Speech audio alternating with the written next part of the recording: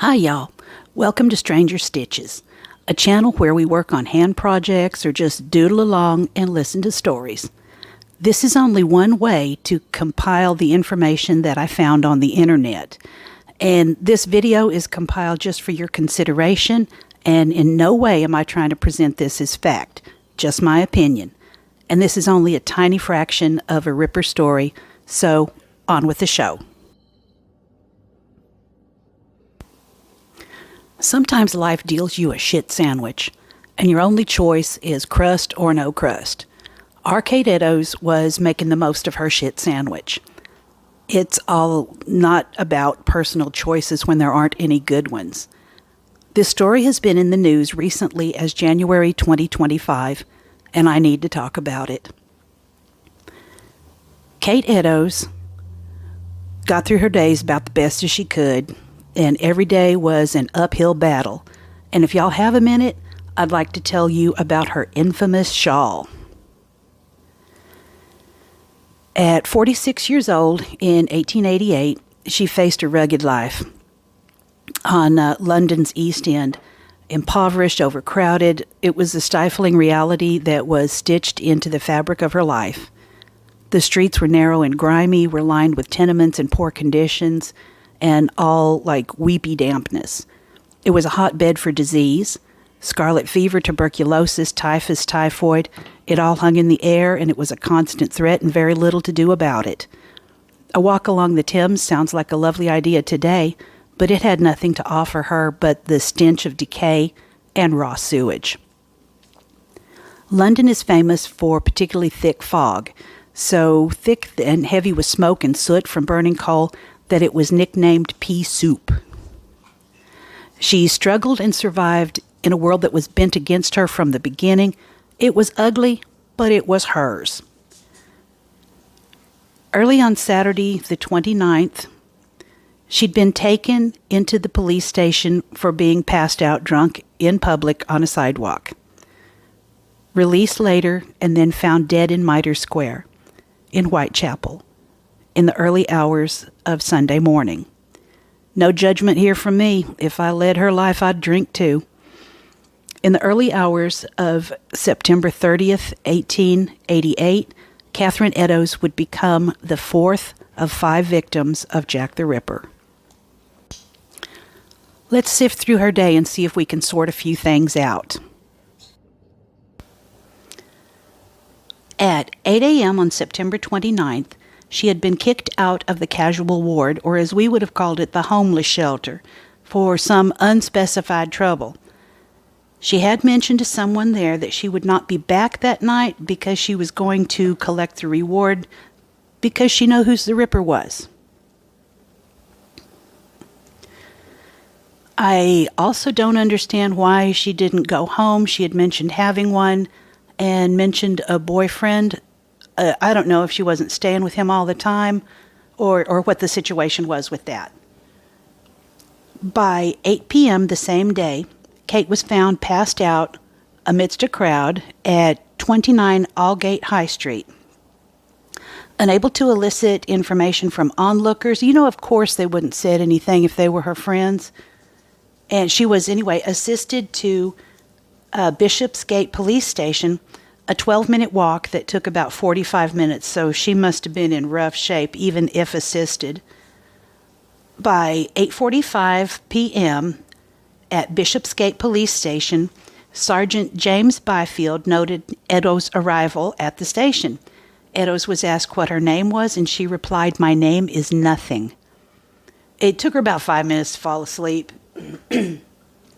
Let's also notice that she suffered from Bright's disease, or we say today it was kidney failure.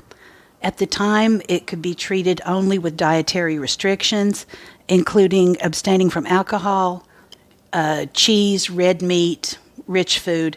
Another method of symptomatic treatment would have included taking warm baths. The symptoms and signs of Bright's disease included dropsy, or we say edema, hemorrhages, apoplexy, which means a sudden stop to blood flow to a particular organ. There are other definitions of apoplexy, but I'll move on.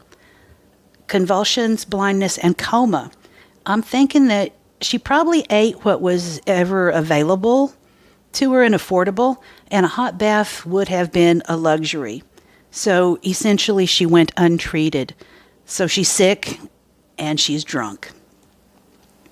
At 8:50 p.m., Police Constable Robinson looked in on her in her cell, and she was asleep. She smelled like booze. Now, if you had a shawl with you, would you have used it for a blanket or rolled it up as a pillow? If she had one, it wasn't noted. At 9:45, the jailer checked the cells about every 30 minutes during the night, because I think Kate was not the only one in the tank. At 12:15 a.m., Kate is heard singing softly to herself.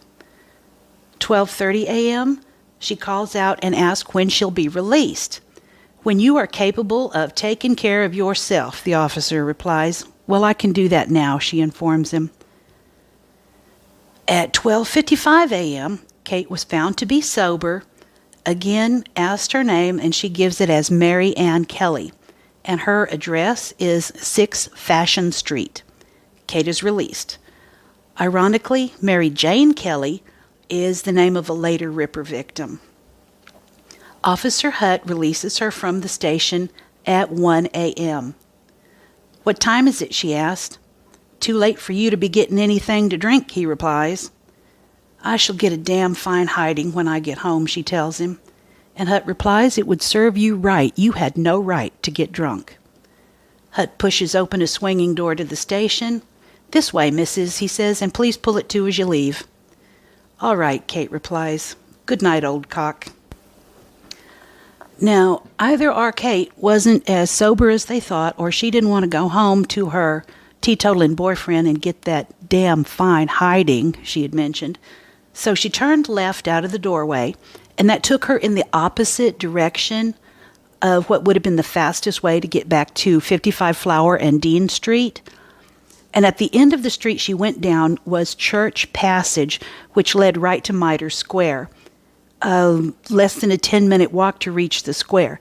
This leaves a 30-minute gap from the time she leaves the police station to the time she's seen outside Mitre Square.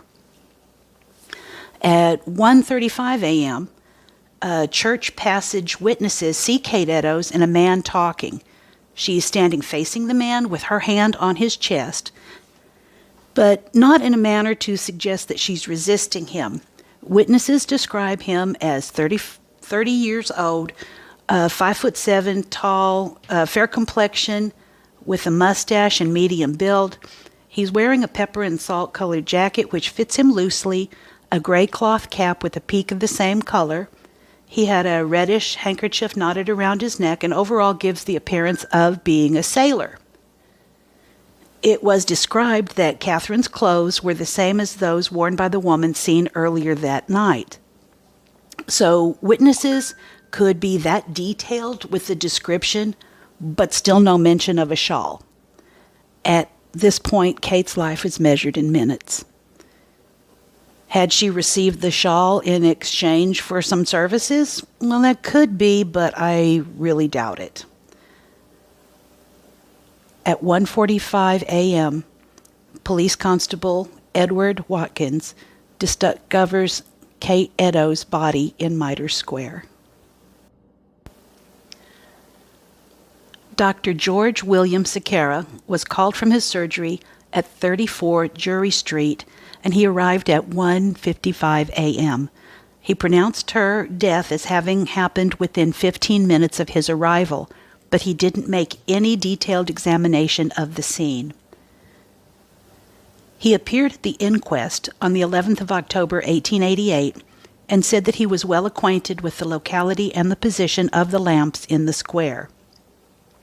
And I quote, "Where the murderer was committing the crime was probably the darkest part of the square, but there was sufficient light to enable the miscreant to perpetrate the deed.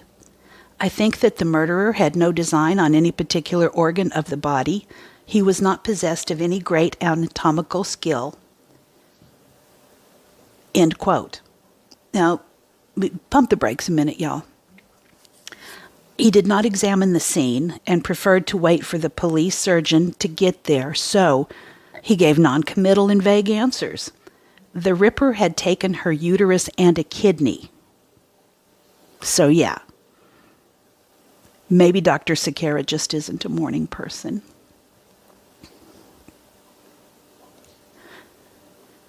He did believe that the death was instantaneous, owing to the severance of the windpipe and blood vessels of the neck, and said that the murder would not necessarily have been splattered with blood. Dr. Frederick Gordon Brown, London police surgeon, was called to the crime scene and arrived at Mitre Square at 2 a.m. This is a condensed version of his report. The victim lay supine, head tilted to the left. Arms lay passively at her side, palms up, fingers slightly curled. Her left leg was straight, her abdomen exposed, her right leg bent. Her throat was slashed.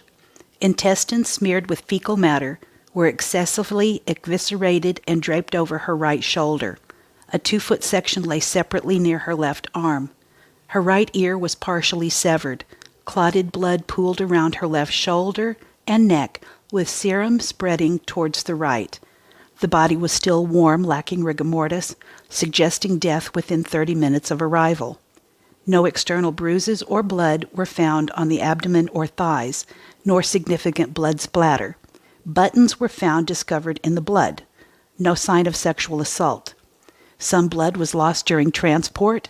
A severed piece of her ear was found in her clothing. According to the police report, this is a list of her clothing and possessions at the time of her death Catherine was wearing. And this all goes to point a little later on. I'm not trying to make y'all listen to a bunch of stuff that don't matter.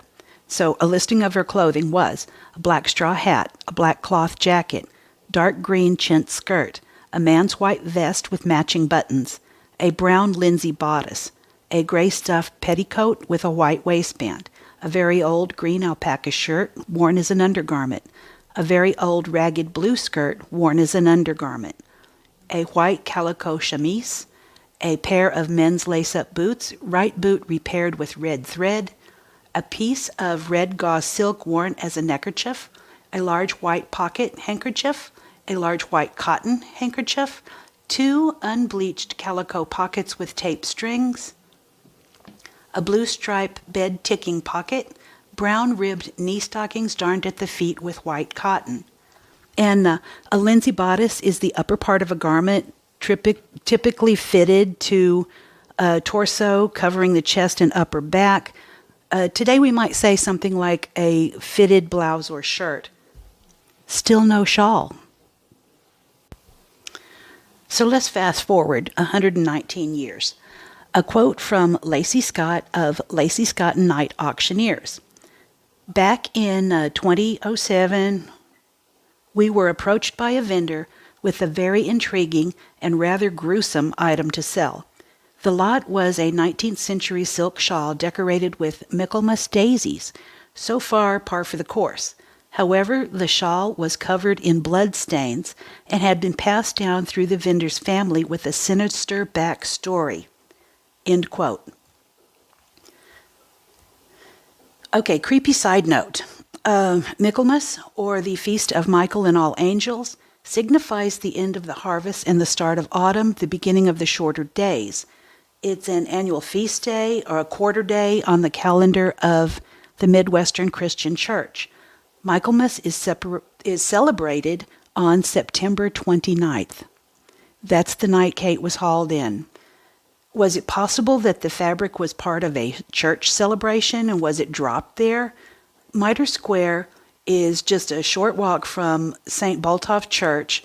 The shawl in question was more the size of a table runner, but that's the only way I can think of to get the item to the scene.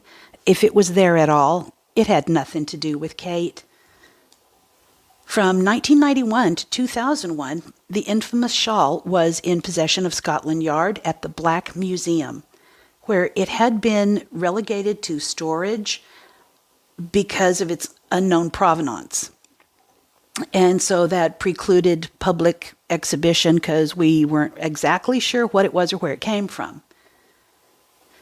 Then in 2001, David Melville Hayes successfully retrieved his family heirloom, showcasing it at the annual Jack the Ripper convention. And you guessed correctly, that vendor was David Melville Hayes, great-great-nephew of Amos Simpson, the police officer who was supposedly on his beat that night. Now, according to my sources, Amos was not one of the officers on rounds at the discovery of Catherine Eddowes, and somehow ended up in possession with an item found at the scene. I have questions. I'm just saying. The facts as I find them are that Amos was not on that beat and wasn't assigned to that area. Extra officers arrived a bit later to help canvass the area and would have gotten there after Catherine had already been moved to the coroner's office. That's the only way I can place Simpson at the scene. So let's look at that for a second. Did he finish his shift carrying around a large piece of bloody fabric? The piece in question is about 8 feet by 2 feet, so it's not an item that would exactly fit in a pocket. However, he did it. We are expected to believe that he took it home and gave it to his wife Jane, who was reported to be a dressmaker, but no occupation was listed on her census form. She cut out a blood stain and kept the rest of the fabric. It was stored and handed down through the family for generations until it came into the hands of David Melville Hayes. Over a century after Kate's death, one of Amos' descendants was standing in the auctioneer's office with a blood-stained garment. Whose blood? Was this new? Reel me in, I could spiral over this. And David Melville Hayes was a self-proclaimed antique dealer. So why wasn't he selling it himself? And wait a minute. Wait till you hear what this so-and-so did. He cut pieces off and had them framed, and later traded those pieces for a first edition book.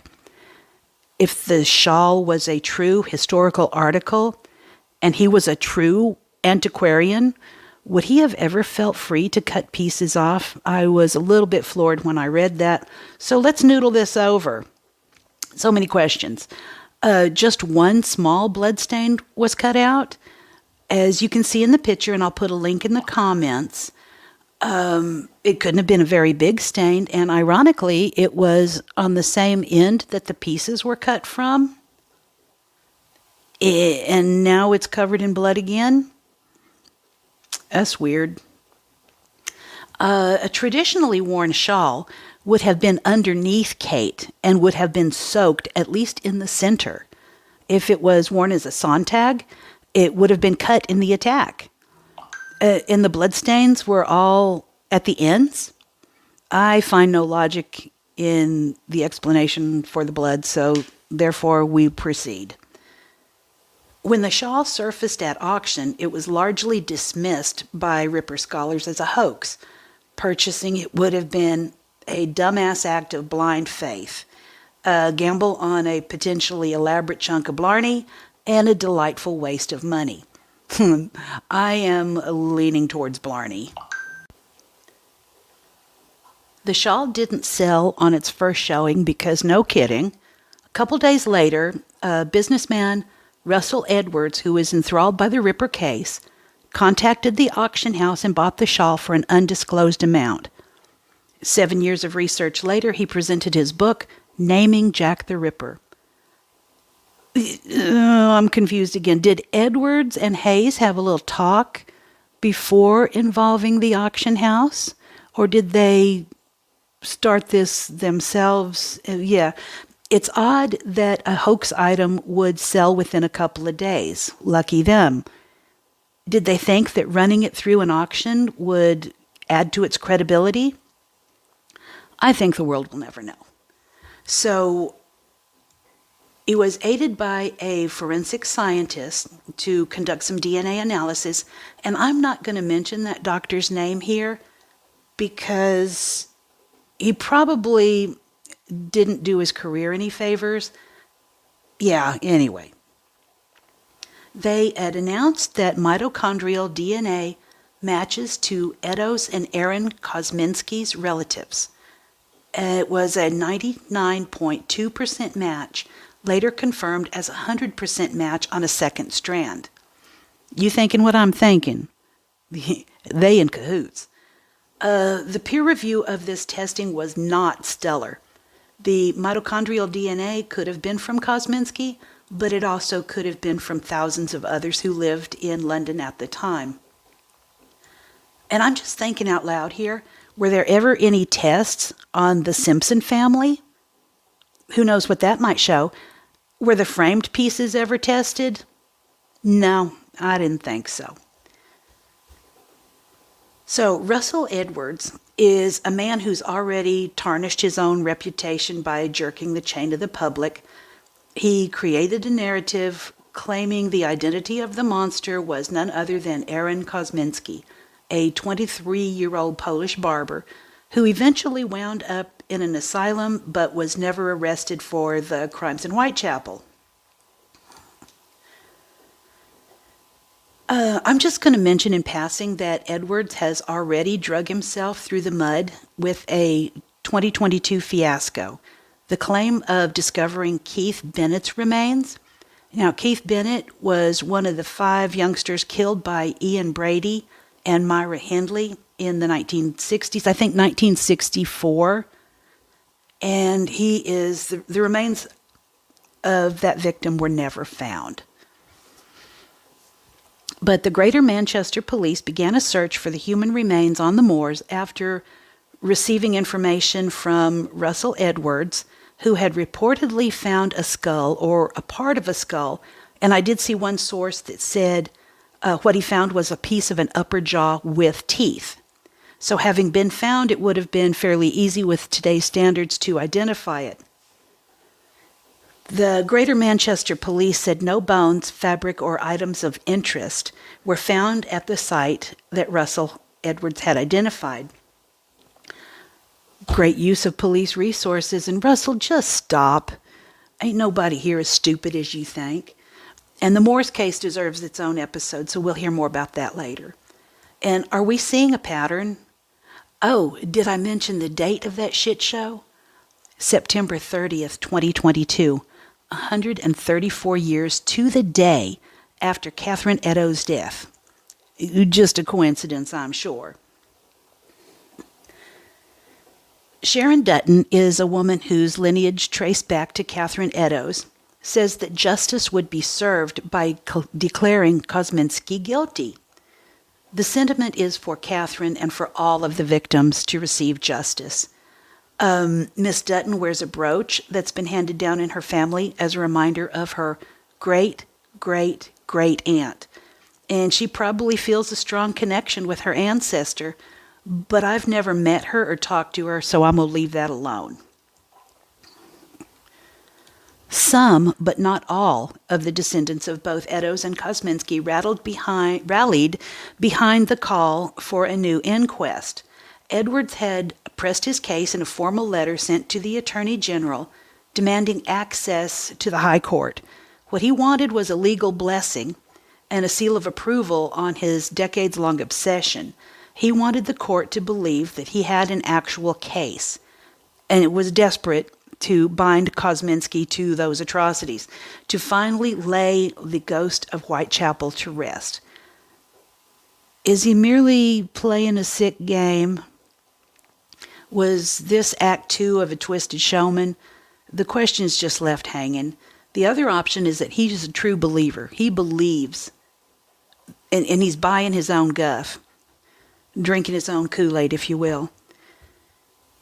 Justice delayed is justice denied, said Prime Minister William Gladstone in 1868, a phrase that's used ever since to mean that if a remedy notionally available to an injured party is not accessible in a timely fashion, it is effectively the same as having no remedy at all. At this date, I can't think of a way to make Catherine's life any better. And to the descendants of both victims and suspect, whatever the motivation, let's get some actual facts before going forward. False accusations could cause harm to both sides. Lies repeated don't make them facts. So I'm here for you. I will be the first to shout it from the rooftops when a solid case is made, because it ain't justice if it's wrong. Thank you for listening. I'll be back soon with a new episode.